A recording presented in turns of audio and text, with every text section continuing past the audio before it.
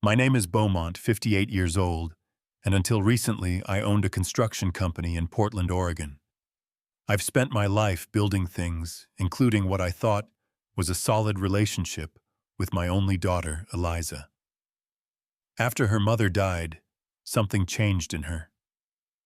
At her 26th birthday dinner last month, she looked me dead in the eyes and said, "The best gift would be if you just died." So I made a decision that would change both our lives. Before I tell you how I found my dignity again, let me know where you're watching from and hit that like button if you've ever had to make a tough decision with your own child. I grew up in a middle-class neighborhood in Portland, where my father taught me the value of hard work and integrity. Those lessons shaped me into the man I would become, though I never imagined how much I would need those values later in life. I met Amanda when I was 23, working at a local hardware store while taking night classes in business. She came in looking for paint samples for her apartment, and I spent 2 hours helping her decide between 50 nearly identical shades of blue. By the time she left with her samples, I had her phone number and a date for Friday night. It was the kind of instant connection you read about, but rarely experience. 6 months later, I proposed on the banks of the Willamette River, and she said yes without hesitation. Our early marriage was blissful, but not without challenges. For years, we tried to have children, enduring the heartbreak of 2 miscarriages and countless negative pregnancy tests. The doctors eventually told us our chances were slim to none. We started discussing adoption when Amanda discovered she was pregnant again. We were cautiously optimistic, afraid to hope too much after so much disappointment.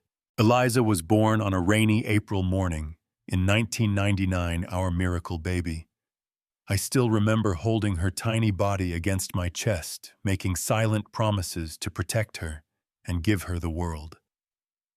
Amanda and I would sometimes just watch her sleep, marveling at the perfect little person we had created against all odds.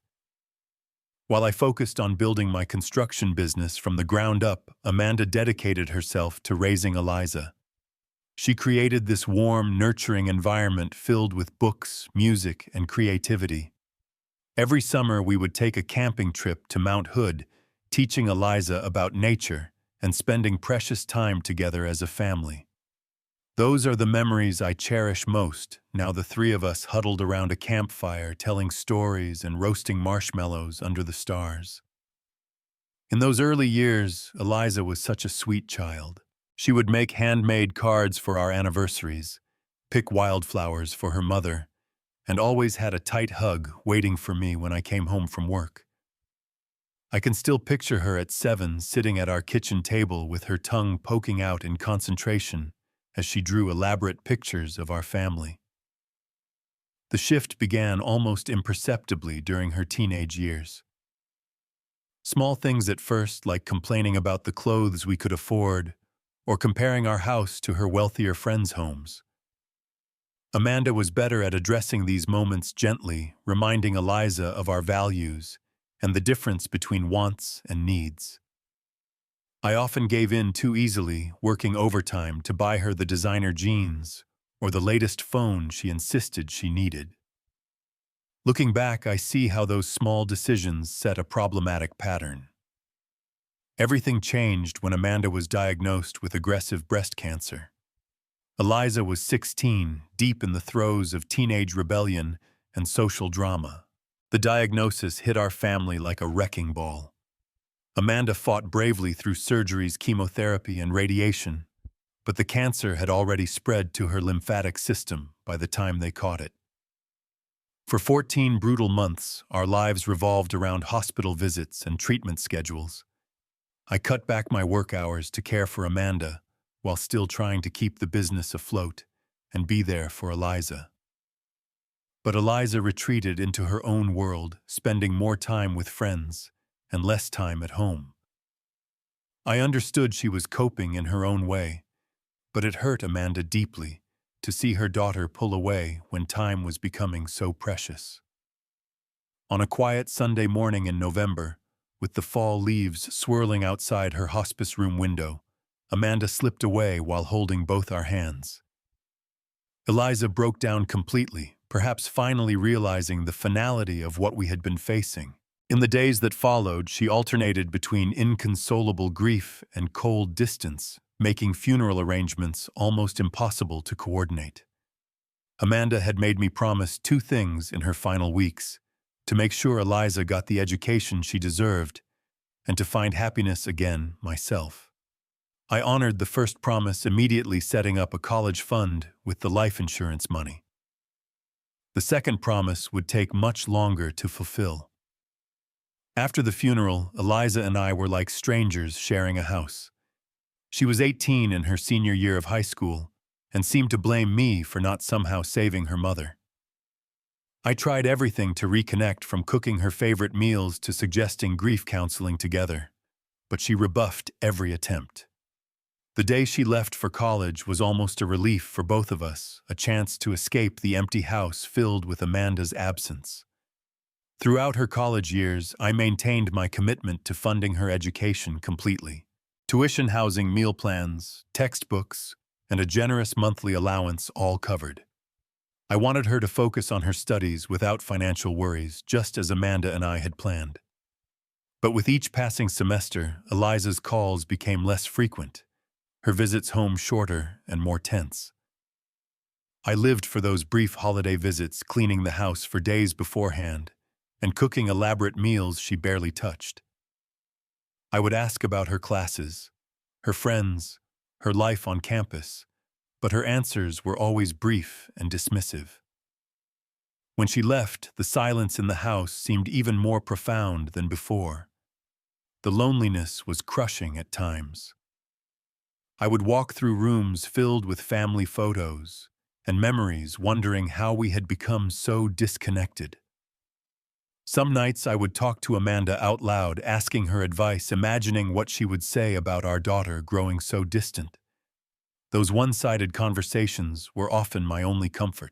After Eliza graduated with her bachelor's degree in communications, she announced over a text message that she had been accepted to a prestigious master's program on the East Coast.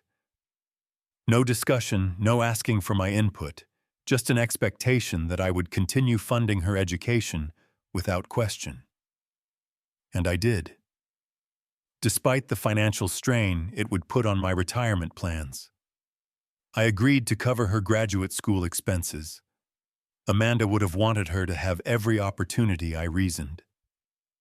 The day I drove Eliza to the airport for her move across the country, I hoped for some meaningful conversation, some connection before she left. Instead, she spent most of the 2-hour drive texting her friends and new boyfriend Lucas, whom I had only met briefly at her graduation. As I hugged her goodbye at the terminal, she patted my back awkwardly and promised to call when she got settled. That call never came. During her first year of graduate school, I watched from a distance through the window of social media as she built a new life without me. Photos showed her at fancy restaurants with Lucas, whose family apparently owned a chain of car dealerships in Connecticut. There were pictures of weekend trips to New York City, spring break in Cancun, and holidays with his family in their waterfront home. Not once did she post about the checks I sent monthly, or acknowledge who was making this lifestyle possible. Every few weeks, I would receive a brief practical call about needing more money for textbooks, professional attire, for internships, or unexpected expenses. I always said yes, transferring funds immediately, hoping that my continued support would eventually reopen the door to a real relationship. It never did. For her first winter break, I renovated our guest room into something I thought would appeal to her more grown-up tastes. New furniture, a queen-sized bed with an expensive mattress, soft lighting, and even a small coffee station with the fancy beans she preferred. I spent weeks making it perfect, imagining her being impressed and feeling welcomed. 2 days before her scheduled visit, she called to say she had decided to spend the holidays with Lucas's family in Aspen instead. Despite living only 2 hours away by plane, Eliza always had excuses for not visiting. Her program was too demanding. Flights were too expensive despite my offers to pay. Lucas had already made plans for them. Each rejection stung, but I kept it to myself, not wanting to be the guilt-tripping father she already seemed to think I was. During one of her rare visits home, Eliza walked through the house making comments about my outdated lifestyle. My furniture was too old-fashioned. My television was too small. Why didn't I update the kitchen with granite countertops? Didn't I know carpet was out of style? Each criticism chipped away at my confidence, making me feel like the home I had built with Amanda was somehow inadequate. I tried to steer conversations toward memories of her mother, thinking it might reconnect us through our shared loss. "Remember how Mom used to make pancakes in funny shapes on Sunday mornings?" I would say. Or, "Your mom would be so proud of how well you're doing in school." But Eliza would shut these conversations down immediately. "Dad, it's been years," she would say with an exasperated sigh. "You need to move on already. It's kind of depressing how you keep living in the past." These comments cut deep, making me feel like I was wrong for keeping Amanda's memory alive. I started censoring myself around Eliza, afraid that mentioning her mother would drive her further away. This created an artificial relationship where we could only discuss surface-level topics, never touching on anything meaningful or emotional. One evening while scrolling through social media, I accidentally came across a post where Eliza was tagged by one of her college friends. The comment mentioned something about dealing with your emotionally manipulative dad. Curious and concerned, I clicked through to the conversation and discovered Eliza had been portraying me as controlling and difficult, claiming I used money to manipulate her and made her feel guilty about her mother's death. I sat in shock reading these complete fabrications about our relationship. In her narrative, I was the villain, not the father who had sacrificed and supported her unconditionally. I never confronted her about these discoveries, worried it would only create more distance between us. Instead, I internalized the hurt, wondering if I had somehow failed as a father, despite my best intentions. The first time Eliza casually mentioned my will was during a phone call about her car needing repairs. After I agreed to send money for the mechanic, she said, "By the way, have you updated your will recently?" My friend's dad died unexpectedly, and it was a mess because his will was outdated. The question seemed innocent enough on the surface, but something in her tone made my stomach tighten. Nevertheless, I assured her everything was in order, and she was my sole beneficiary, just as she knew she would be. After that conversation, references to my eventual death and her inheritance began to appear more frequently in our interactions. Always framed as practical concerns, but with an underlying eagerness that disturbed me. Still, I dismissed my unease, telling myself she was just being pragmatic, a trait she had inherited from her mother.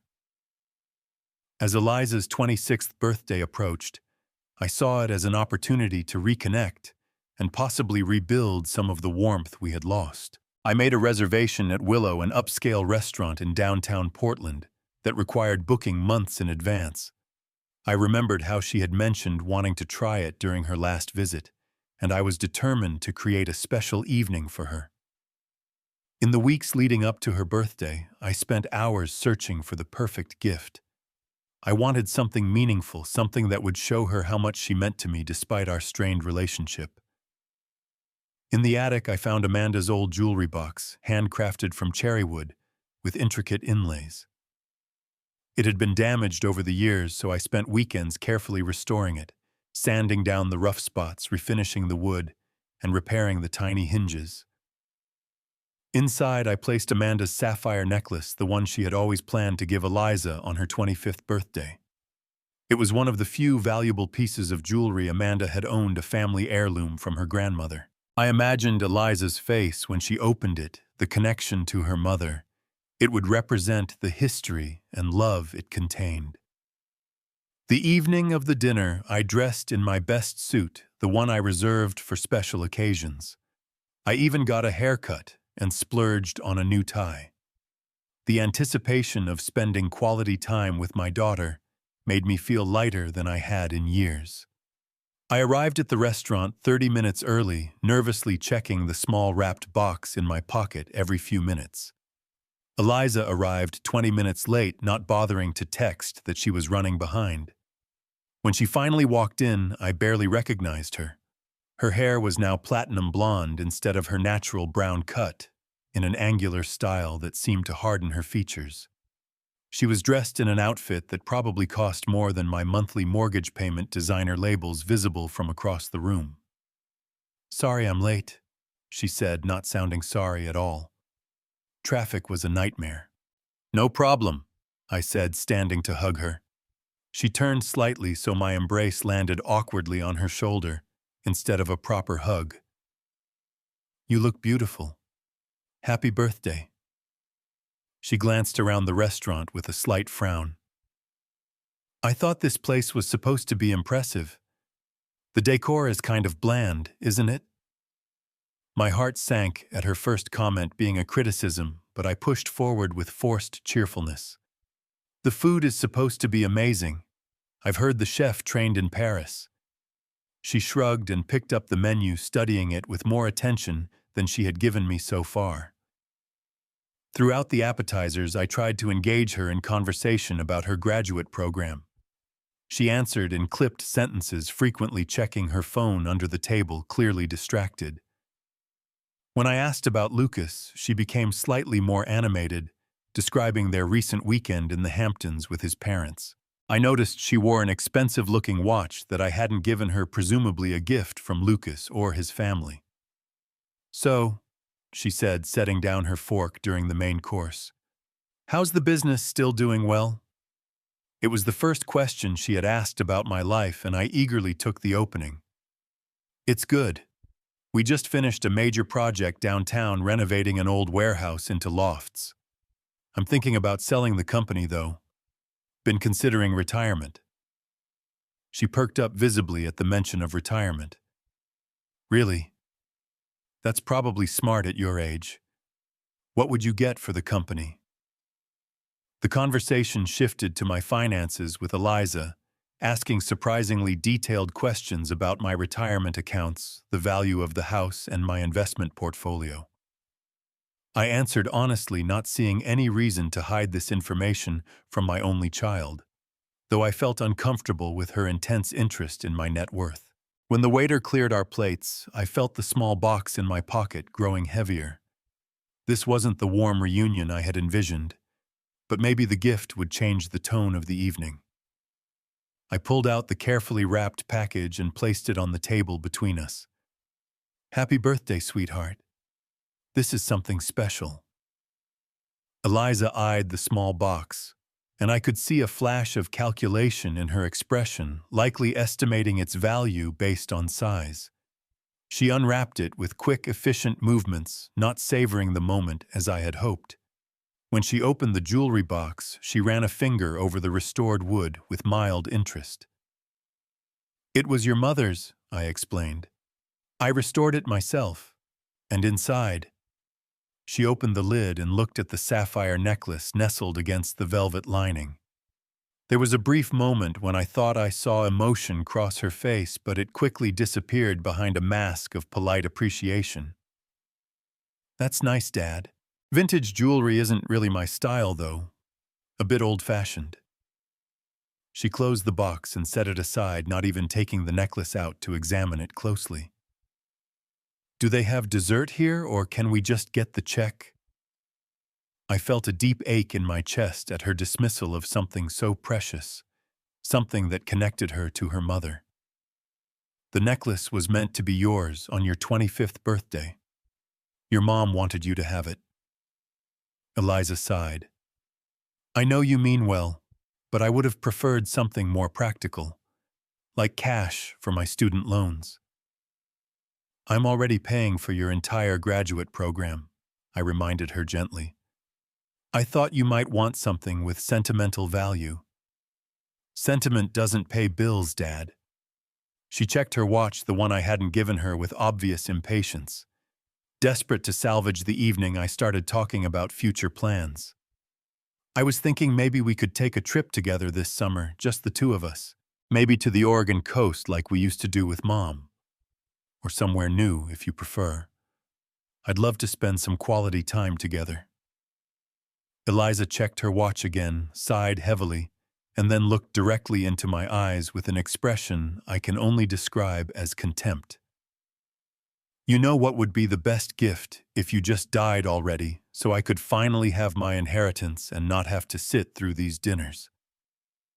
The restaurant noise faded away. I felt my heart stutter in my chest, my hands beginning to tremble on the tablecloth. For a moment I thought I had misheard her, but the cold look in her eyes confirmed I hadn't. You don't mean that, I whispered, my voice barely audible. A flicker of something like embarrassment crossed her face, not for the sentiment, but perhaps for saying it aloud in public. Obviously, I'm exaggerating, she said with an eye roll.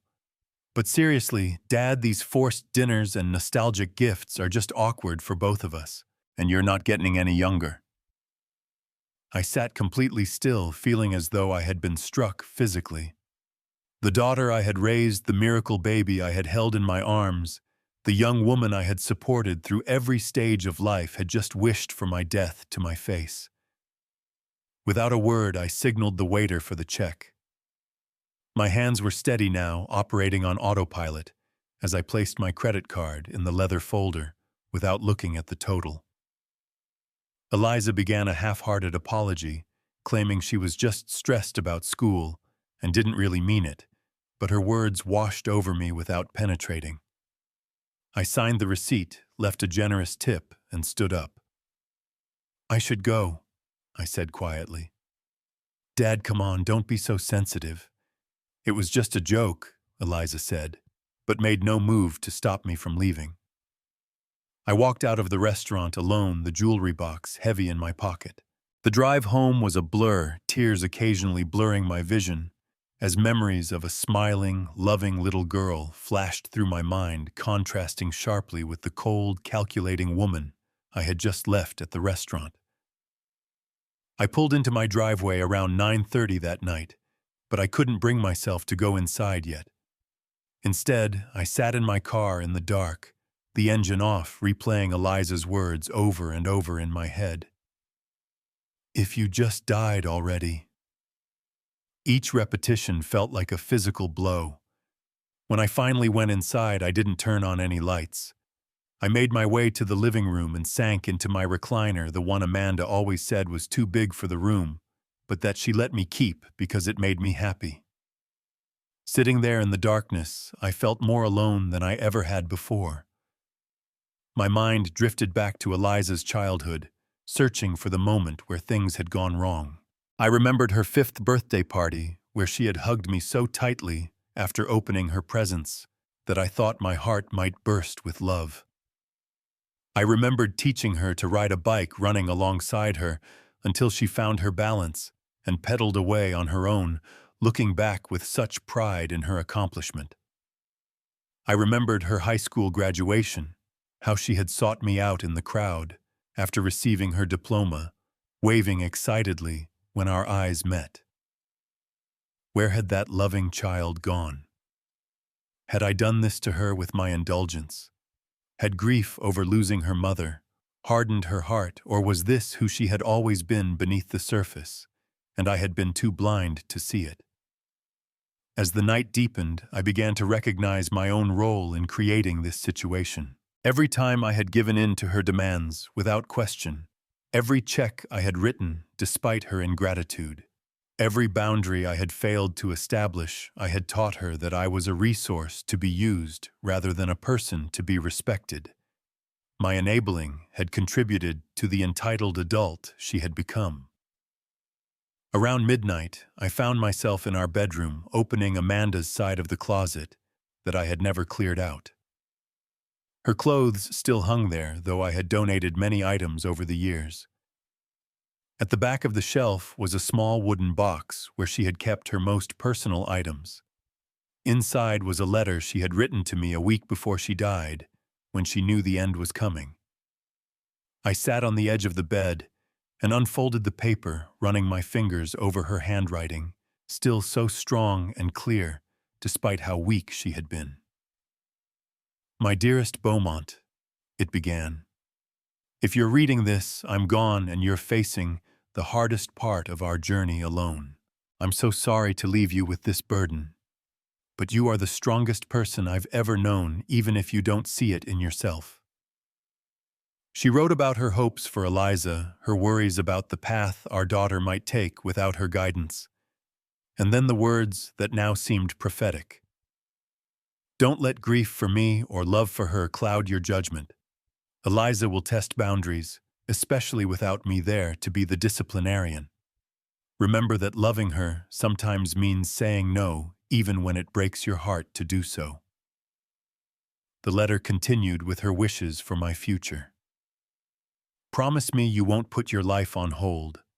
I want you to travel, make new friends, maybe even fall in love again someday.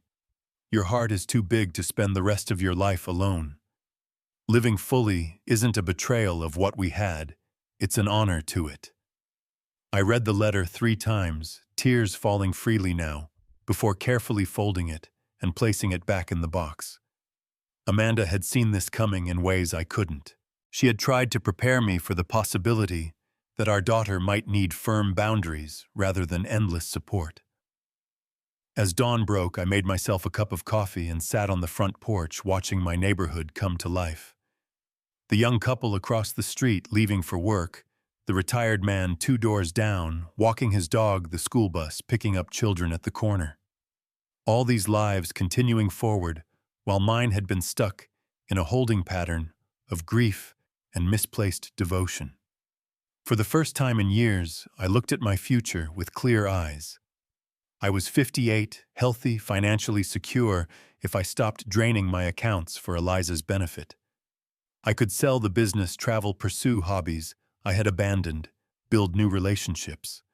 I could honor Amanda's wishes by living fully, rather than existing as an ATM for a daughter who wished me dead. My phone rang around 8 a.m. Eliza's name flashed on the screen. I answered, curious about what she would say after last night. "Morning, Dad," she said, her voice casual, as if nothing had happened. "I'm heading to the financial aid office today to confirm everything for next semester. Can you transfer the tuition payment by noon? It's due by the end of the week." No apology, no acknowledgement of her cruel words, just another financial demand. "Eliza," I said quietly, "we need to talk about what you said last night." She sighed dramatically. "Are you seriously still upset about that?" "It was just a bad joke. I was tired and stressed. You know I didn't mean it." "It didn't sound like a joke," I persisted. "And it's not the first time you've made comments about my will or inheritance." "Oh my God, Dad," she said, her voice taking on the condescending tone I had become too familiar with. "You're being so sensitive right now. Of course I don't want you to die. You're my dad." Her voice caught slightly, a hint of tears that in the past would have immediately made me back down. But something had changed in me. The tears no longer seemed genuine but tactical. I remained firm. "I think we need to have a serious conversation about our relationship and the financial arrangements going forward. This isn't working." "What isn't working?" she demanded, the tears vanishing instantly. "You promised Mom you would take care of my education. Are you going back on that promise now? Taking care of your education doesn't mean enabling behavior that's harmful to both of us," I said, surprising myself with my calmness. "We need to set some new boundaries." "Boundaries?" she repeated as if the word was foreign. "What are you talking about?" "Just transfer the money, Dad. I have to go." "No," I said. The single word hung between us, perhaps the first time I had denied her anything significant in years. Not until we've had a real conversation about last night. She hung up without another word.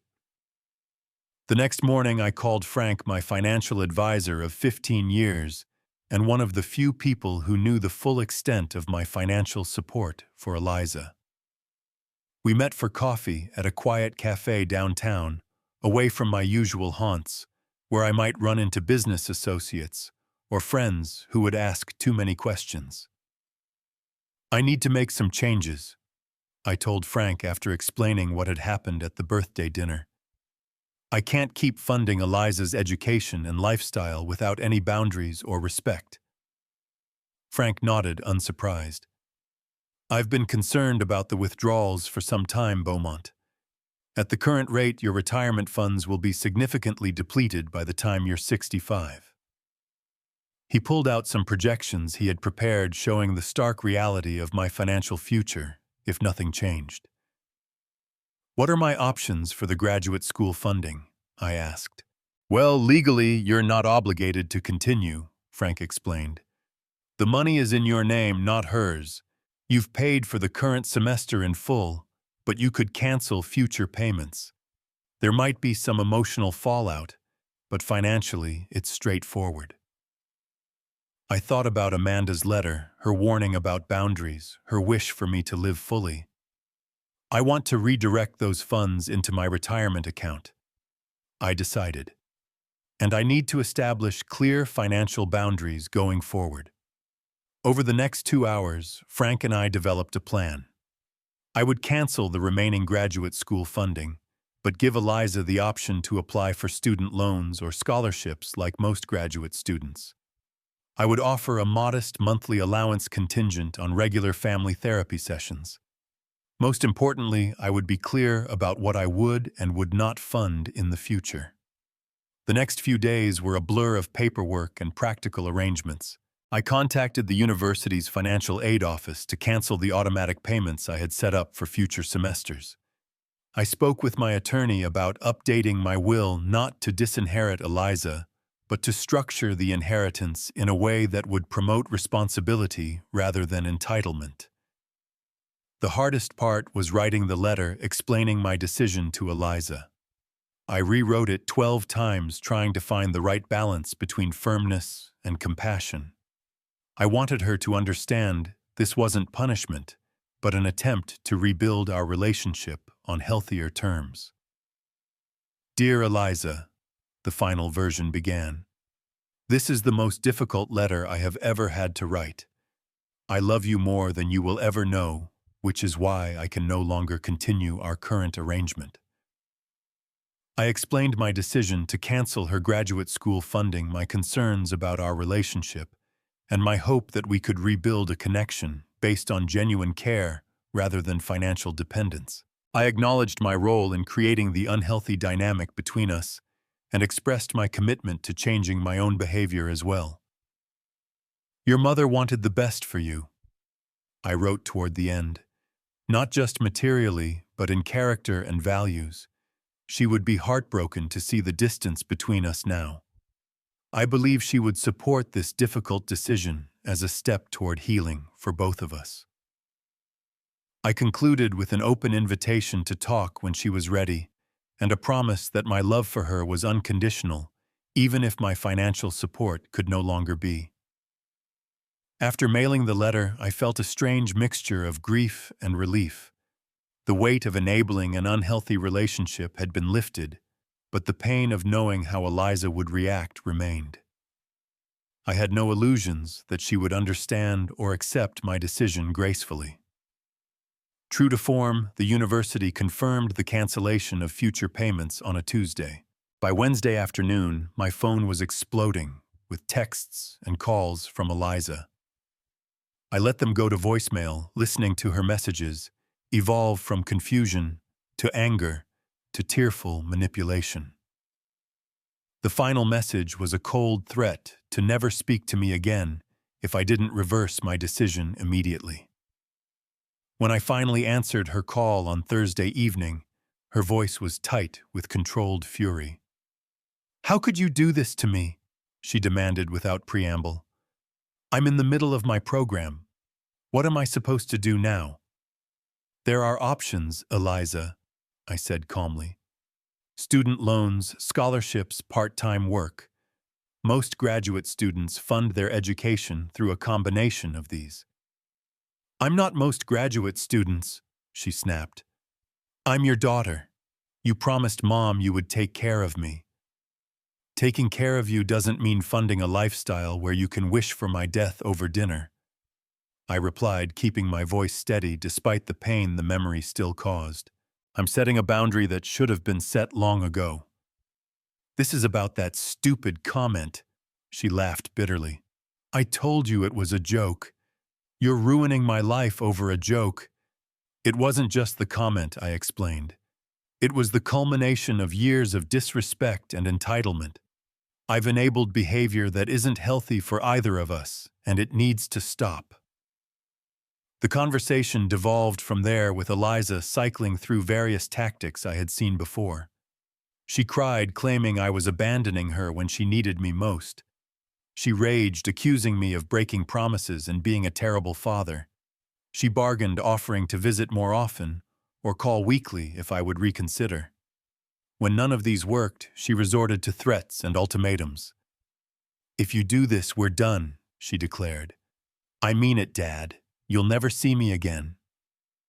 The old me would have capitulated immediately at this threat. The new me recognized it as the last desperate attempt of someone losing control of a situation.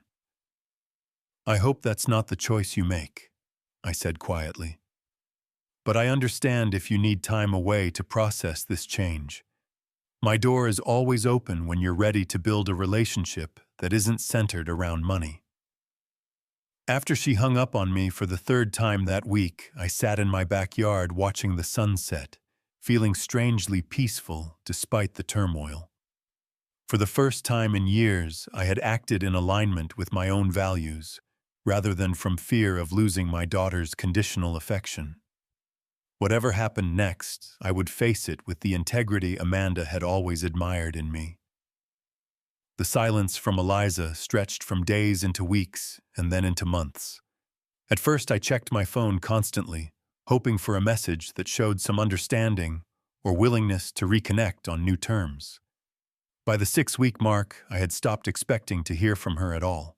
Instead of allowing the silence to crush me, I decided to use this time to rediscover who I was beyond being Eliza's father and Amanda's widower. I started with small steps like joining a community center gym where I began swimming 3 mornings a week. The physical exertion helped clear my mind, and the routine gave structure to days that had previously been filled with work and worry. A notice at the community center led me to a grief support group that met on Thursday evenings. I had avoided such groups for years, believing I should handle my grief privately. But without Eliza's demands consuming my emotional energy, I found myself driving to the church basement, where the group gathered sitting awkwardly in a circle of strangers who understood loss in ways others couldn't. I'm Beaumont, I said during my first meeting. I lost my wife to cancer 8 years ago. Sometimes it feels like yesterday. The simple acknowledgement brought tears I hadn't allowed myself to shed in years. To my surprise, several other members were also dealing with difficult relationships with adult children following the death of a spouse. Hearing their stories validated my experience and helped me see that my situation with Eliza, while painful, wasn't unique or necessarily my fault. One man in his 60s, Harold, had gone through a similar estrangement with his son and offered perspective I desperately needed. You can love them completely while still requiring basic respect, Harold told me after one meeting. Took me 3 years of silence to learn that lesson. My son eventually came around, but even if he hadn't, I needed to value myself enough to set those boundaries.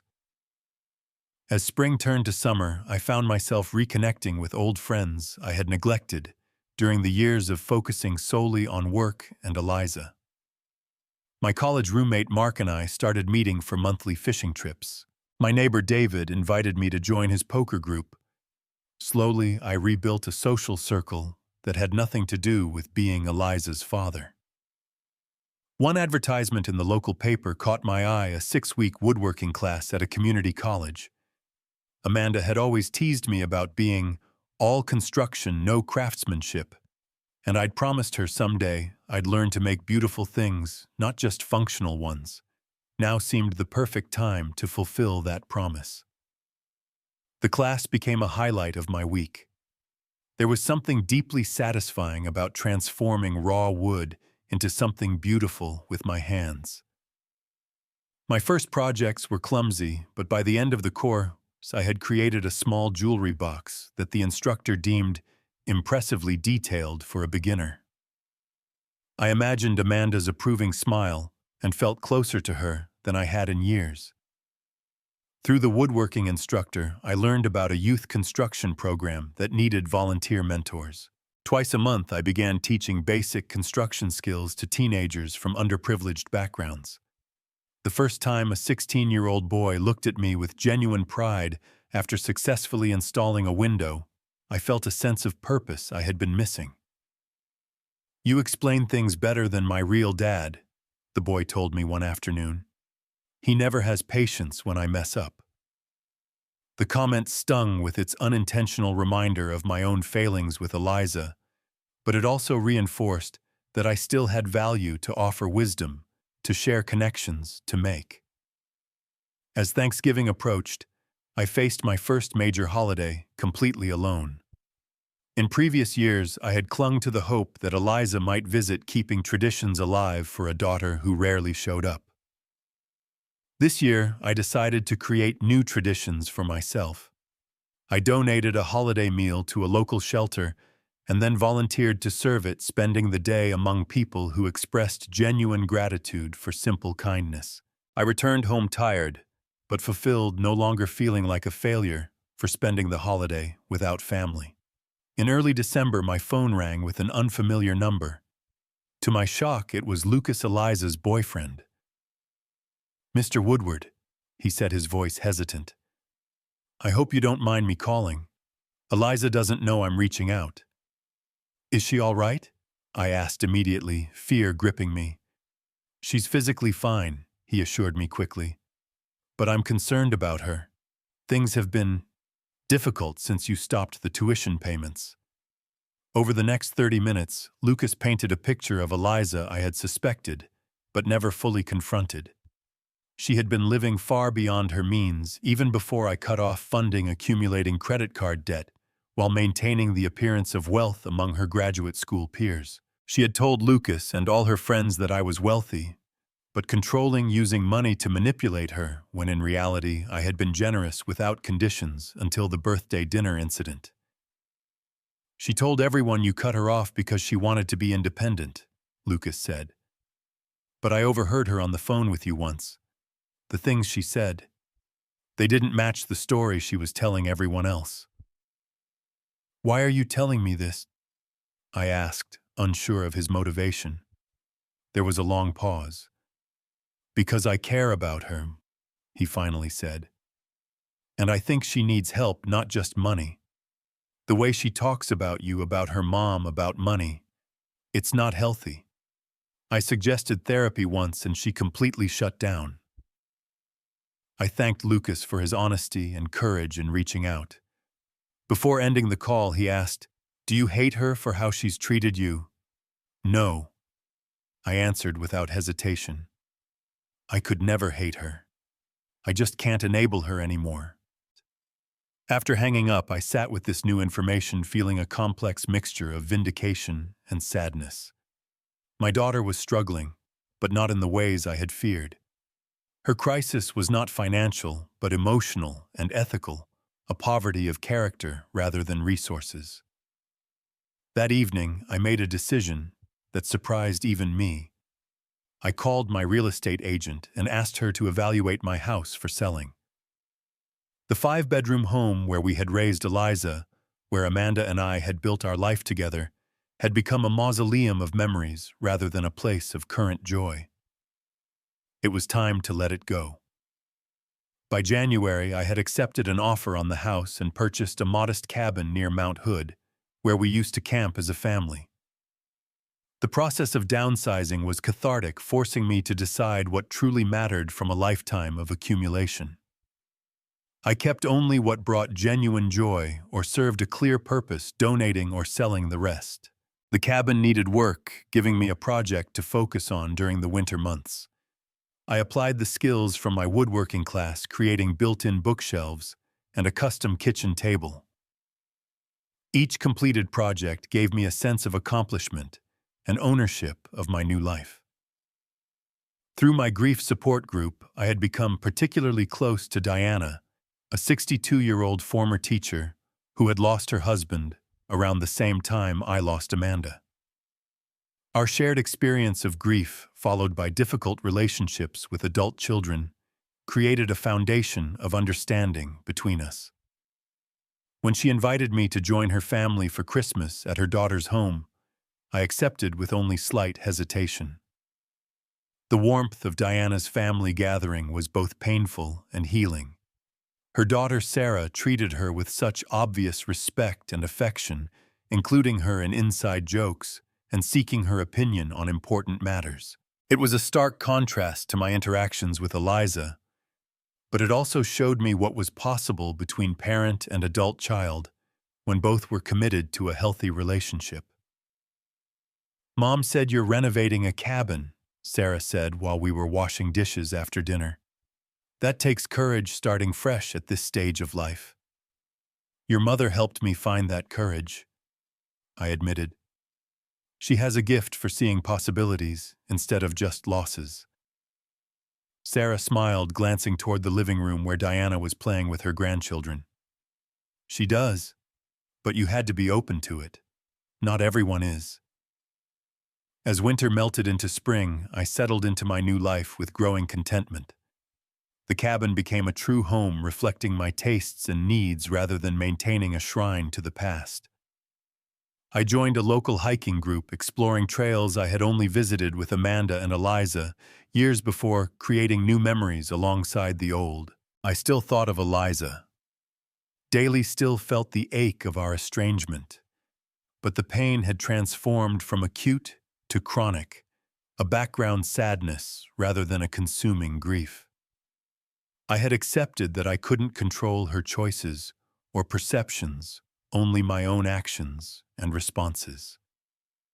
On a bright May morning, nearly 6 months after the birthday dinner that had changed everything, I received an email that made my heart race. The subject line read simply, "We should talk." The email from Eliza was brief and stilted, nothing like the emotionally manipulative messages she had sent immediately after I canceled her funding. "I've been doing some thinking," she wrote. "If you're willing, I'd like to meet somewhere neutral to talk. No agenda, just conversation." I suggested a coffee shop halfway between my new cabin and her graduate school apartment, not wanting to pressure her with a visit to my home, but also not willing to travel all the way to her territory. She agreed to meet the following Saturday at 11 in the morning. That week was a roller coaster of emotions. Hope that she might have genuinely reflected on our relationship. Fear that this was another attempt at manipulation to restore her funding. Anxiety about seeing her face to face after 6 months of silence. I prepared mentally for all scenarios, determined to maintain my boundaries while keeping the door open for reconciliation. I arrived at the coffee shop 20 minutes early, selecting a quiet table in the corner that would allow for a private conversation. I ordered a black coffee and waited, watching the door with each jingle of the bell. At exactly 11, Eliza walked in. My first thought was how different she looked. The platinum blonde hair was gone, replaced by her natural brown color. She wore minimal makeup and simple clothes, nothing like the designer outfits she had favored before. But the most striking difference was in her expression, a vulnerability I hadn't seen since she was a teenager. She spotted me and walked over, hesitating before sitting down. "Hi, Dad," she said quietly.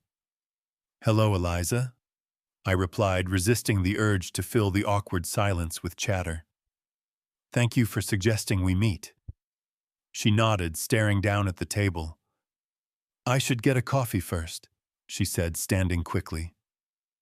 I watched as she ordered the cheapest item on the menu, none of the elaborate specialty drinks she used to insist on. When she returned, she took a deep breath as if gathering courage. I've been seeing a therapist, she said, the words coming out in a rush. Since January, twice a week. Of all the openings I had imagined, this wasn't one of them. That's good, I said cautiously. Is it helping? She nodded, still not meeting my eyes. It wasn't my idea at first. Lucas insisted after I had a bit of a breakdown when the credit card companies started calling. But now I'm glad he pushed me into it. Eliza took another deep breath. I've been telling myself a story for years, Dad. About you, about Mom, about why I deserve everything without working for it. My therapist calls it entitlement, but it was really just selfishness. She finally looked up and I saw tears in her eyes. When you cut off the money, I was furious. I told everyone what a terrible father you were, how you were punishing me for wanting independence. I believed it myself for a while. What changed? I asked softly. Reality, she said with a bitter laugh. I had to get a part-time job to stay in my program. My first one ever at 26. Can you believe that? And I had to apply for loans and scholarships. Do you know what the financial aid officer said when I complained about filling out all the paperwork? I shook my head. She said I was lucky to have had a parent who paid for my undergraduate degree at all. That most of her students had been working and taking loans since freshman year. Eliza looked genuinely shocked by this revelation.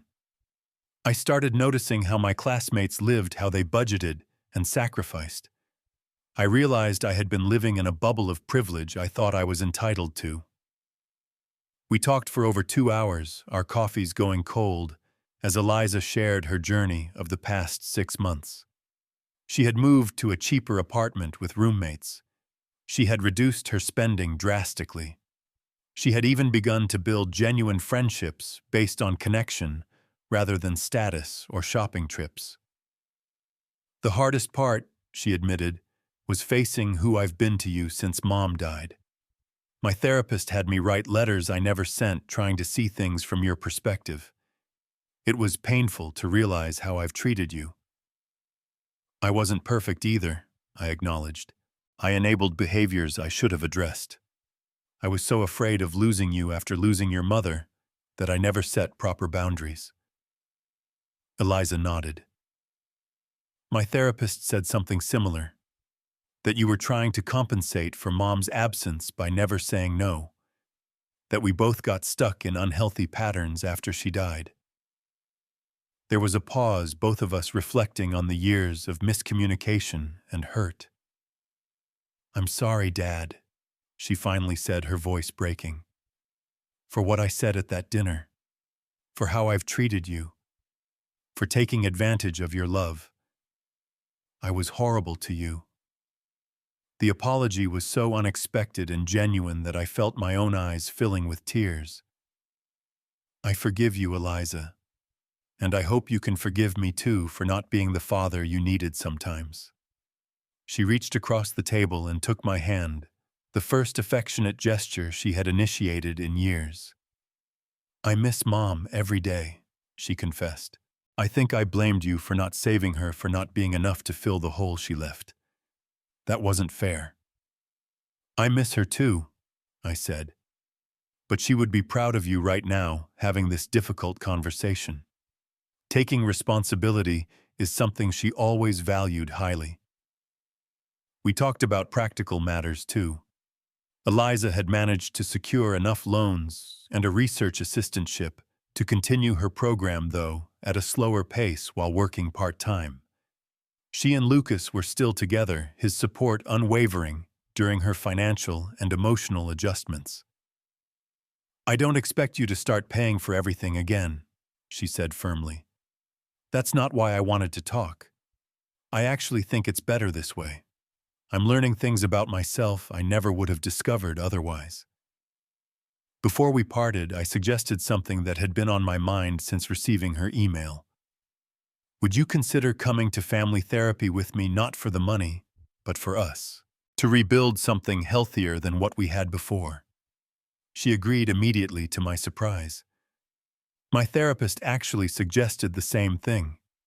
She says we need to create new patterns, not just recognize the old ones.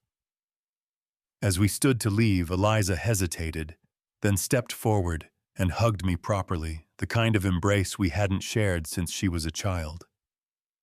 I'm sorry it took me losing everything to appreciate what I had, she whispered. You haven't lost everything, I assured her. Some things once given can't be taken back. My love for you never changed even when I had to change how I expressed it. Over the next few months, we attended family therapy sessions twice a month. The work was difficult, often uncomfortable, as we excavated years of miscommunication and hurt. There were sessions where old patterns emerged, where Eliza became defensive, or I became too accommodating. But slowly, with professional guidance, we began building a new relationship based on mutual respect rather than financial dependence. One Sunday in late summer, I visited Amanda's grave alone, something I hadn't done since moving to the cabin. I sat on the small bench near her headstone and told her everything, just as I used to share my day when she was alive. Our girl is finding her way, Amanda, I said to the quiet cemetery. It's been a rough journey, but I think she's going to be okay. We're going to be okay. A gentle breeze stirred the flowers I had brought, and I allowed myself to imagine it was Amanda's way of responding.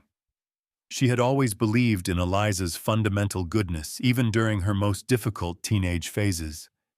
Her faith in our daughter had never wavered, and now I understood why. The path from devastation to dignity hadn't been straightforward. There had been wrong turns, backtracking, and moments when I wasn't sure I was heading in the right direction at all.